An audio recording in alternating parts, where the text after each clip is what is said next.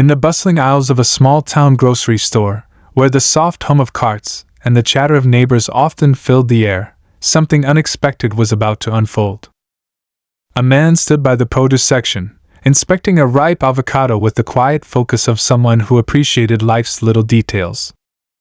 He was tall, well-dressed, and carried himself with a calm confidence that didn't demand attention but naturally drew it. Across the way, a woman had been watching him. Her eyes narrowed, her body language tense. She clutched her designer purse a little tighter as she leaned toward a store employee, her voice sharp but hushed. "Is he supposed to be here?" she asked, gesturing subtly toward the man. The employee, a young woman who looked caught off guard, glanced in his direction and shrugged. "He's just shopping," she said, her tone cautious. But the woman wasn't satisfied with that answer. Moments later, she approached him directly, her heels clicking sharply against the tiled floor. "Excuse me," she said, her voice cold. The man looked up from his avocado, his expression neutral but polite. "Can I help you?" he asked. The woman crossed her arms, her gaze scanning him from head to toe as though trying to make sense of him. "I've noticed you've been wandering around for a while," she said, her voice dripping with suspicion. "Are you lost? Do you even belong here?" The insinuation hung heavy in the air, sharp enough to draw the attention of other shoppers. A few people stopped, their curiosity piqued, but no one intervened. The man raised an eyebrow, clearly taken aback, but he kept his composure. "I'm just doing my grocery shopping," he replied evenly.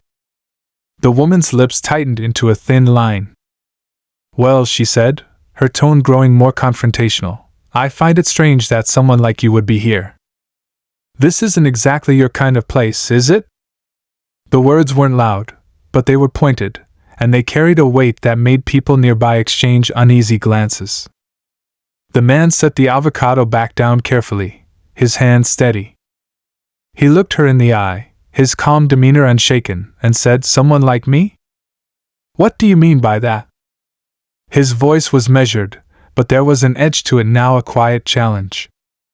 The woman faltered for a moment, as though she hadn't expected him to confront her so directly. "Well, you know," she began, but her voice trailed off as if she were searching for the right words to make her accusation without saying too much. "You just seem out of place here, that's all." The tension in the air was almost palpable now, and more people were beginning to take notice. The man's gaze didn't waver. He wasn't angry, but there was a quiet intensity in his eyes that hinted at a strength she clearly hadn't anticipated. "And what place do you think I belong in?" he asked, his tone steady but firm. The woman's cheeks flushed slightly. Whether from embarrassment or frustration, it was hard to tell. Before she could respond, an elderly man pushing a cart nearby coughed, breaking the silence. "Lady," he said with a shake of his head, "you might want to be careful about jumping to conclusions. You don't know who you're talking to." The woman's expression shifted slightly, a flicker of doubt crossing her face.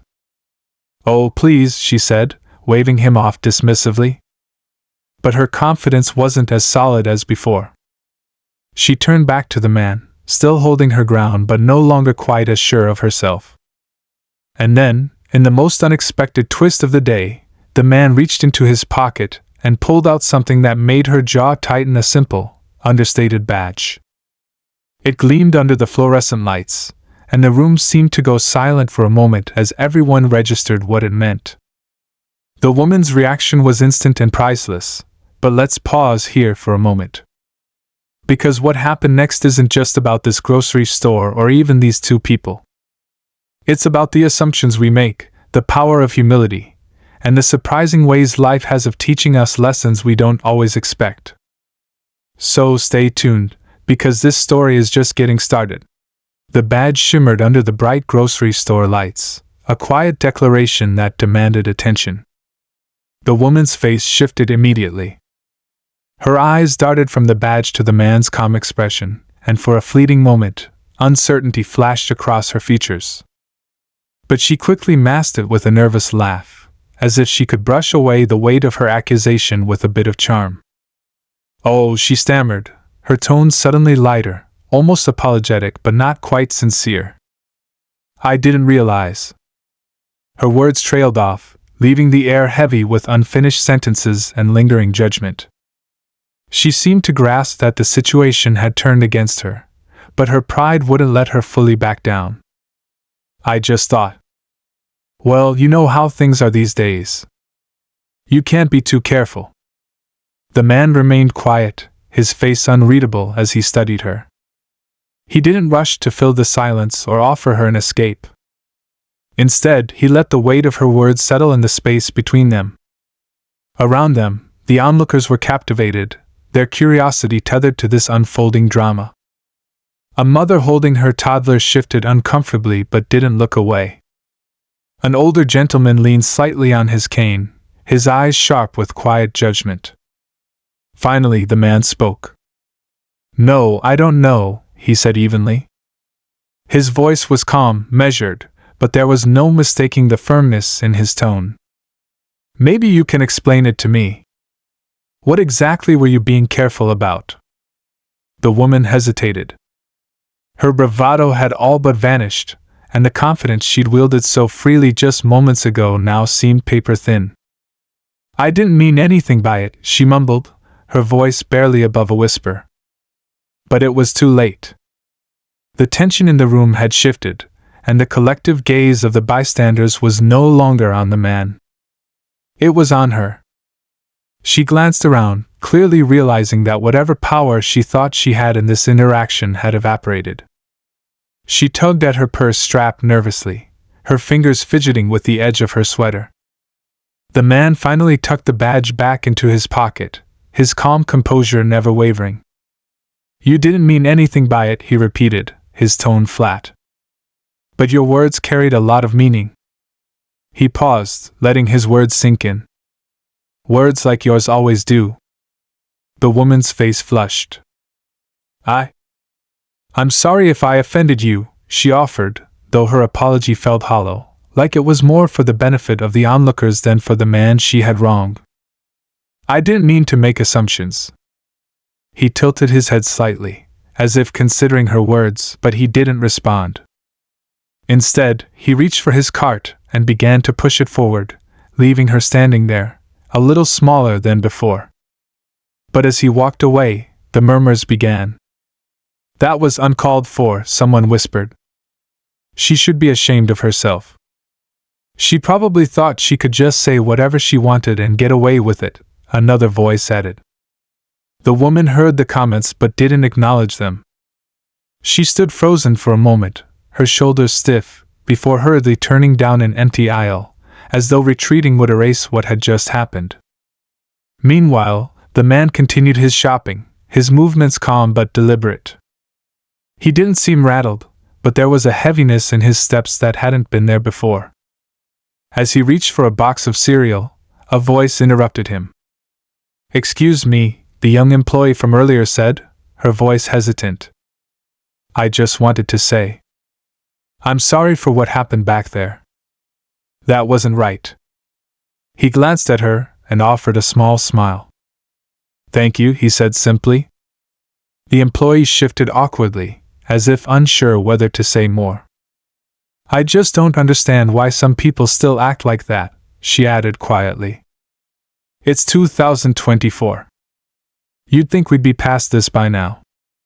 He sighed softly, setting the cereal into his cart. "You'd think," he said. "But sometimes, people see what they want to see." The young woman nodded, though she looked troubled. "Well, for what it's worth, I think you handled it really well." "Thanks," he said again. His tone was kind but distant, as though his mind was already somewhere else. As the employee walked away, the man paused, gripping the handle of his cart tightly for a moment before letting out a slow breath. This wasn't the first time he'd faced something like this, and he knew it probably wouldn't be the last. But every time, it left a mark, a reminder of the invisible battles he fought daily, simply for existing in a world that didn't always know what to make of him. The rest of his shopping trip was uneventful, but the energy of the encounter lingered. Even as he paid for his groceries and walked out to his car, he could feel the stares, the unspoken questions from those who had witnessed it all. He loaded his bags into the trunk with practiced efficiency, his mind replaying the woman's words over and over like a record stuck on a scratch. Driving home, the city blurred past his window, the streets lined with familiar landmarks and strangers going about their lives. He wondered if the woman was at home now, reflecting on what had happened, or if she had already dismissed it, convincing herself that she'd been misunderstood. The man wasn't angry, at least, not in the way people might expect. Anger, he had learned, rarely served him in situations like this. What he felt instead was a quiet, simmering sadness. A frustration not directed at the woman specifically but at the larger, unspoken systems that allowed her behavior to feel normal, even justified. And as he turned onto his street, his thoughts shifted. He didn't know it yet, but this moment at the grocery store was only the beginning of a story much larger than either of them. A story that would ripple out in ways no one could have anticipated. Because sometimes, the most unexpected moments reveal truths that are impossible to ignore. And sometimes, they spark change in the unlikeliest of places. As the man pulled into his driveway, the quiet hum of the car engine faded, leaving only the faint rustling of leaves in the evening breeze. He sat there for a moment, his hands resting on the steering wheel. The day had been long, and the encounter at the grocery store lingered in his mind like a shadow he couldn't shake. He wasn't upset for himself. He had faced moments like this many times before, but the weight of it all felt different this time. Maybe it was the way the woman's words had carried so much assumption, or how the onlooker's silence spoke volumes before anyone dared to intervene. He stepped out of the car, the cool air brushing against his skin, and grabbed the grocery bags from the trunk. The house he called home stood steady and warm, its soft light spilling onto the front lawn. Inside, the faint hum of a jazz record playing on the turntable greeted him. It was a ritual, the music serving as a grounding force after days that left him feeling untethered. He placed the bags on the kitchen counter, unpacking them slowly, almost mechanically, as his thoughts churned. The grocery store incident wasn't isolated, and he knew that. It wasn't about one woman or one moment. It was part of a larger pattern, one that had shaped his life in subtle and not so subtle ways. He thought about the times when he had been followed in stores before, or when strangers had crossed the street to avoid him, their eyes darting nervously. He thought about how exhausting it was to always have to prove himself, to always be aware of how others perceived him. But this time, something else tugged at him. He couldn't help but wonder about the woman. What had driven her to act that way? Was it fear? Ignorance? Something she had been taught without even realizing it? He wasn't looking for excuses. He didn't need to justify her behavior. But the questions lingered, a mix of curiosity and frustration that he couldn't quite shake. Across town, the woman from the store sat in her living room, her hands wrapped around a cup of tea that had long since gone cold. The day's events played over and over in her mind, each replay sharpening her discomfort. She wasn't used to feeling this way, exposed, scrutinized. It was a rare thing for her to question her own actions, but something about the man's calm demeanor, the way he had looked at her, had unsettled her. She told herself she hadn't meant anything by it, that she had just been cautious, as anyone would be. But deep down, she couldn't escape the truth. She had made an assumption about him, and it hadn't been fair. She thought back to the badge he had shown her, its weighty significance, and the way it had turned the room against her in an instant. She didn't know who he was or what he did, but she knew enough to realize that she had misjudged him. For the first time in a long while, she felt ashamed. It wasn't a feeling she was accustomed to, and she didn't like it. Her instinct was to push it away, to bury it under layers of rationalizations.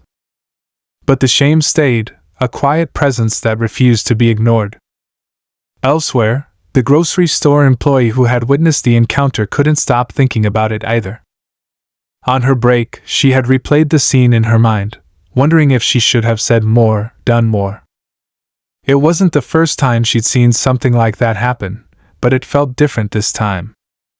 Maybe it was the man's quiet dignity, or the way the woman had floundered when confronted. She thought about telling her manager about what had happened, but she hesitated. Would it change anything? Would anyone care? She didn't know, but the idea of staying silent didn't sit right with her. She resolved to bring it up during the next team meeting, even if just to raise awareness. Back at home, the man sat on his couch, the jazz record still spinning softly in the background. He had finally allowed himself to relax, but his phone buzzed on the coffee table, breaking the quiet. He glanced at the screen and saw a message from an old friend. The text read, "Hey, saw something weird on social media. Was that you at the grocery store today? Looks like someone recorded it." His stomach sank as he unlocked his phone and opened the link his friend had sent. Sure enough, there it was, a shaky video, clearly filmed from behind a shelf, showing the woman confronting him in the store. The caption read, "When you assume things about the wrong person." The video had already racked up thousands of views, with comments pouring in from every angle. Some people praised his calmness, while others criticized the woman's actions. But the flood of opinions felt overwhelming, and he wasn't sure how to process it. He hadn't asked for this attention, and now his private moment was becoming something much larger. Scrolling through the comments, he noticed a mix of support, outrage, and the inevitable arguments that seemed to erupt under every viral post. He felt a pang of frustration. This wasn't a spectacle to him, it was his life. But it was clear that the story had struck a nerve with people, and it wasn't going away anytime soon. Meanwhile, the woman hadn't yet seen the video. She had no idea that her actions were now being dissected by strangers online. But it wouldn't be long before she found out, and when she did, it would force her to confront herself in ways she never had before. For the man, for the woman, and for everyone who had witnessed or been touched by that brief moment in the grocery store, the ripples were only beginning to spread. Each person carried their own version of the story, their own questions, and their own conflicts. And as the night stretched on, none of them could predict just how far those ripples would reach. As the night wore on, the video of the grocery store incident continued to gain traction. By morning, it had spread across multiple platforms, shared by influencers, community pages, and even a few local news outlets. The title was provocative enough to spark heated discussions. Woman confronts man in store, his job leaves her speechless. The man woke up to a flood of notifications, texts from friends, emails from colleagues, and even a voicemail from his boss. Everyone seemed to have seen the video, and the more he thought about it, the more uneasy he became. This wasn't the way he lived his life. He valued his privacy, and being thrust into the public eye over something so deeply personal felt invasive. Yet, as he skimmed through the messages of support and encouragement, he couldn't deny that people cared. Strangers were standing up for him in a way he hadn't expected, calling out the woman's behavior and highlighting the deeper issues her actions represented. Some comments, however, were less supportive. A few questioned why he had stayed so calm, while others speculated about the details of his job, as if his identity hinged on the badge he had revealed. By mid-morning, his phone rang. It was a reporter from a local news station. "We'd love to get your side of the story," she said, her voice professional but eager. "The public is really resonating with this moment, and I think your perspective could be powerful." He hesitated. The idea of speaking publicly about what had happened felt overwhelming, but he also wondered if sharing his story might bring something meaningful to the conversation. Meanwhile, across town, the woman from the store had finally stumbled across the video. It had taken her by surprise. One moment, she was scrolling through her usual feed, and the next, there she was, front and center, captured in a shaky clip that made her look far worse than she remembered. Her chest tightened as she read the comments, the harsh words hitting her harder than she expected. Strangers were calling her names, labeling her, and dissecting her actions in ways that felt brutal and personal. She closed her laptop, her hands trembling. For the first time since the incident, she felt the full weight of what she had done. It wasn't just about the man in the store anymore, it was about how her behavior reflected a larger, uglier truth. She hadn't seen it that way at the time, but now, under the scrutiny of thousands of strangers, she couldn't deny it. Still, part of her bristled at the backlash.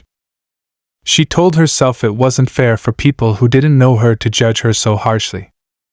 But deep down, she knew that this wasn't just about fairness.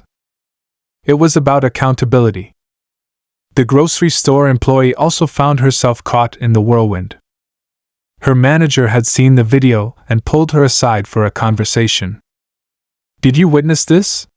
he asked, his tone neutral but probing. She nodded, explaining what she had seen and how uncomfortable it had made her. The manager sighed. "We've been getting calls about it," he said.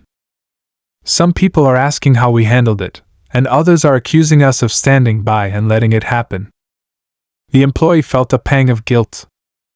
She had tried to step in her own small way, but had it been enough? She decided to reach out to the man through the store's customer records, hoping he wouldn't see it as an invasion of privacy. She wanted to let him know that she supported him, that she was sorry she hadn't done more.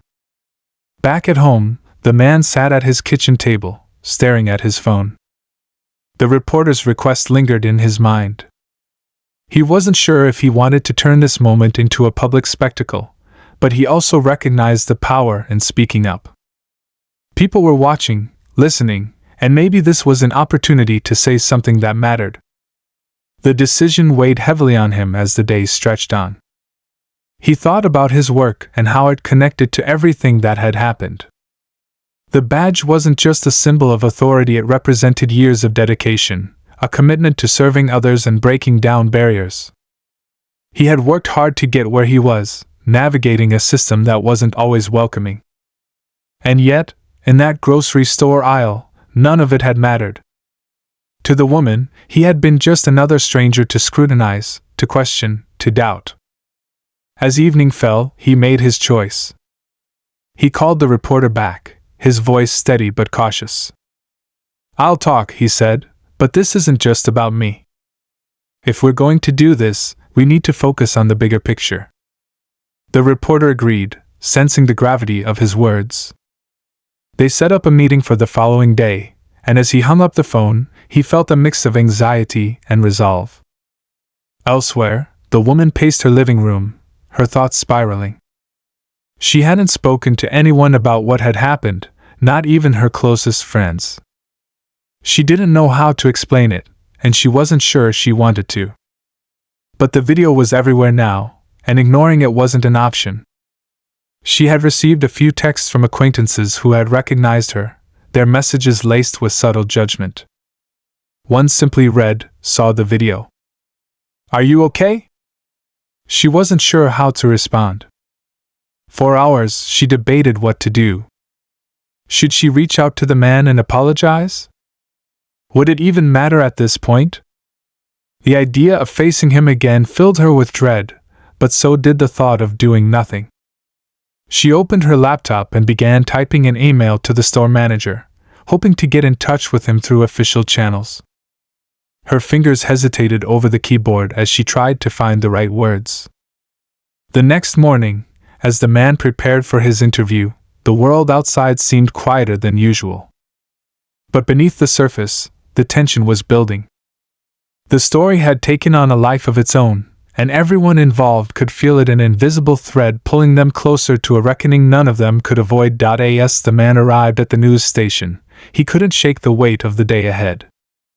His decision to speak out wasn't one he had made lightly, but even now, sitting in the waiting area under the harsh glare of studio lights, he felt the pressure mounting. The buzz of activity around him, producers rushing to and fro, reporters rehearsing their lines, only added to his unease. He wasn't used to this kind of attention, and the idea of laying his thoughts bare in front of an audience felt daunting. Still, he knew it was the right thing to do.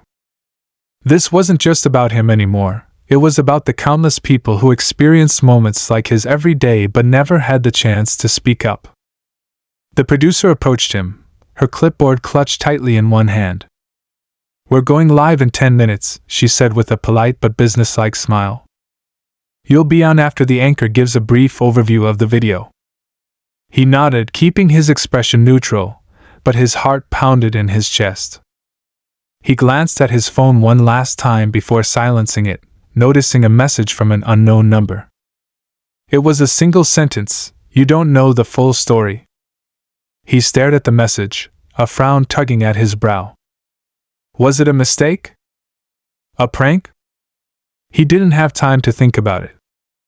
The producer was already ushering him toward the set, her voice cutting through his thoughts. Back at the woman's house, she sat frozen in front of her computer screen, staring at the email she had just sent. After hours of agonizing, she had finally done it. She had reached out to the store manager and asked to be put in touch with the man. Her words were careful, apologetic, but not overly so. She wanted to take responsibility, but part of her still struggled with the idea of being painted as a villain. It wasn't until she clicked send that a strange feeling crept over her. She leaned back in her chair, her mind racing. Something about the video, about the way the man had looked at her, kept gnawing at her. It wasn't just guilt, there was something she couldn't quite put her finger on. For the first time since the incident, she allowed herself to wonder about his life. Who was he really? What was his job? Why had that badge struck such a chord with her? In the grocery store employee's apartment, she stared at the text she had sent to the man an hour earlier. She wasn't sure if he would respond or even see it, but she couldn't shake the feeling that she had to reach out. The text wasn't long, just a quick note to let him know she was thinking about him, and that she admired how he had handled the situation. But now, as she waited for a reply, she couldn't help but feel uneasy. What if her message had been intrusive? What if it only added to his stress? Her thoughts were interrupted by a knock at her door. She wasn't expecting anyone, and the sound startled her. She hesitated before opening it, only to find her manager standing there, his expression unreadable. "We need to talk," he said, stepping inside. The news broadcast began, and the anchor's voice filled the studio. The video that sparked a nationwide conversation about bias and assumptions has been viewed over 3 million times, she said, her tone grave but engaging. Joining us today is the man at the center of it all, here to share his perspective. The camera panned to the man, seated calmly under the bright lights. He offered a polite smile, though his nerves were evident. "Thank you for being here," the anchor began. "Before we dive in, let's start with a question that's on everyone's mind. What was going through your head during that moment in the grocery store?" He took a deep breath before answering. "Honestly, I was tired. It wasn't the first time something like this had happened to me, and I doubt it will be the last. But in that moment, I just felt sad. Not angry, just sad that we're still in a place where assumptions like that are so common." As he spoke, the producer handed a note to the anchor. Her expression shifted slightly as she read it, but she maintained her composure. "We've just received a statement from the woman involved in the video," she said, turning back to the man. "She's expressed a desire to meet with you and apologize directly. How do you feel about that?" His surprise was evident. He hadn't expected her to reach out, and the idea of facing her again brought a mix of emotions: curiosity, apprehension, even a flicker of hope. "I'd be open to it," he said after a moment. "But only if it's genuine. This isn't about public apologies or saving face. It's about understanding." The anchor nodded, clearly impressed by his response. But as the interview continued, another layer of the story was quietly unfolding. The text message on his phone, the knock at the grocery store employee's door, the woman's restless introspection, these threads were converging, weaving a deeper, more complicated narrative. What none of them realized yet was that the story they thought they understood was far from complete. After the interview aired, the man felt a strange sense of relief. Speaking his truth had lifted a weight he hadn't fully realized he was carrying, but it also left him vulnerable. The public response to his calm and measured words was overwhelmingly positive, with many praising his willingness to engage with the woman who had confronted him. Still, part of him remained uneasy. The message he had received earlier kept replaying in his mind, "You don't know the full story." Later that evening, as he sat in his living room scrolling through his phone, he received another message from the same unknown number. This time, it was an address and a time. No explanation, no name, just a cryptic invitation. Against his better judgment, curiosity got the best of him. He decided to go, though he let a close friend know where he'd be, just in case. The address led him to a small CAF on the outskirts of town, quiet and dimly lit. He walked in, scanning the room, and was surprised to see the woman from the grocery store sitting in the corner, nervously stirring a cup of coffee. She looked up when he entered, her face a mix of relief and trepidation. Before he could say anything, she motioned for him to join her. "I didn't think you'd come," she said quietly, her hands trembling as she set her spoon down.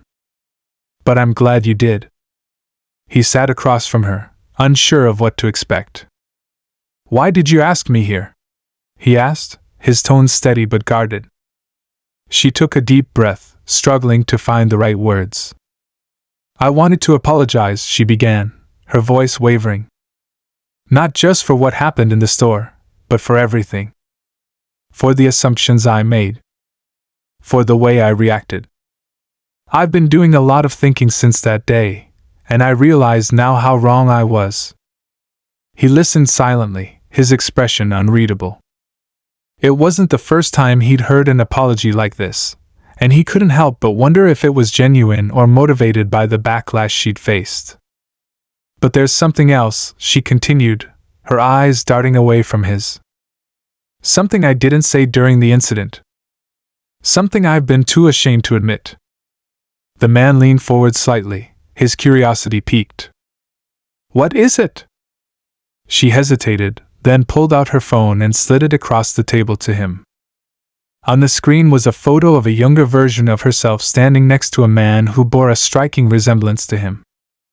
He stared at the image, confused. "That's my brother," she said, her voice barely above a whisper.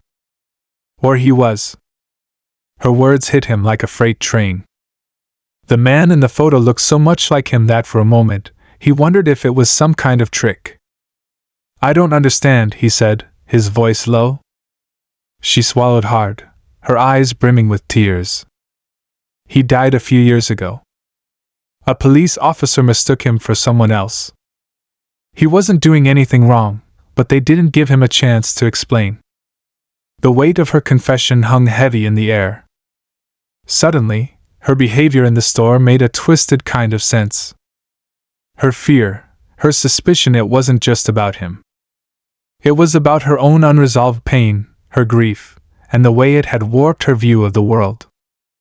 "I'm not telling you this to excuse what I did," she said quickly, her voice cracking. "There's no excuse for it. I thought you should know. When I saw you that day, I didn't see you. I saw him. And I was scared. But that fear was mine to deal with, not yours. I'm so sorry." For a long moment, he didn't say anything. He stared at the photo, the pieces of the puzzle clicking into place in a way he hadn't expected. He felt a mix of emotions: anger, sadness, compassion, all swirling together in a confusing storm. Finally, he looked up at her. "I'm sorry about your brother," he said, his voice steady but filled with emotion. "I can't imagine what you've been through.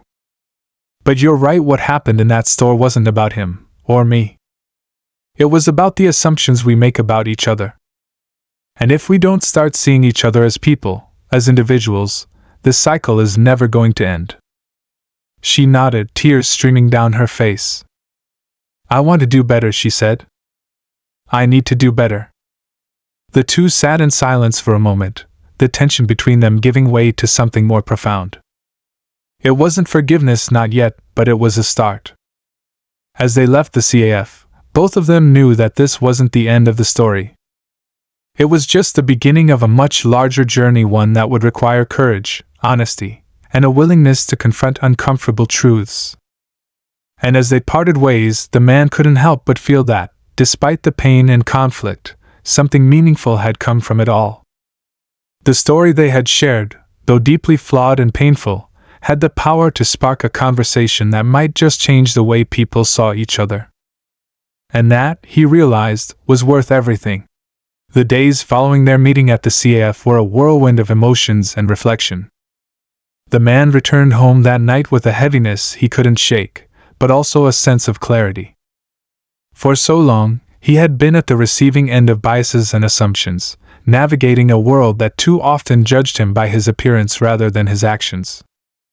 Now, he saw that the woman's outburst in the store, while deeply hurtful, had roots in her own pain, a pain she had carried silently, letting it fester into something harmful.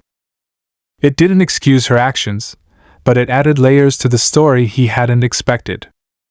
The next morning, he sat at his kitchen table, staring at the notebook where he sometimes wrote down his thoughts.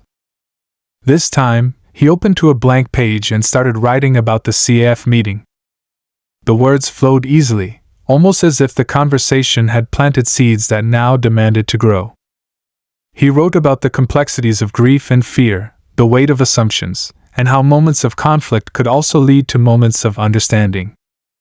By the time he was done, the notebook held a rough outline of what he thought could be the start of something bigger, a talk maybe, or an article to share his perspective. He wasn't sure yet. All he knew was that the story wasn't over. Meanwhile, the woman wrestled with her next steps. After their meeting, she had driven home feeling lighter but also exposed.